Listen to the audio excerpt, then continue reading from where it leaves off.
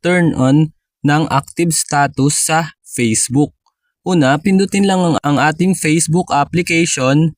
Then ayan, kapag nandito na tayo sa ating Facebook, kung mapapansin nyo sa upper part, yung 3 lines, eto siya sa right side, sa upper part, pindutin lang natin yung 3 lines na yon.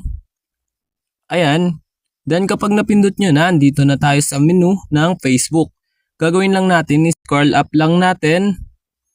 Ayan, then kapag na-scroll up nyo na, kung mapapansin nyo sa baba yung nakasulat na settings, eto, settings and privacy, pindutin nyo lang yan.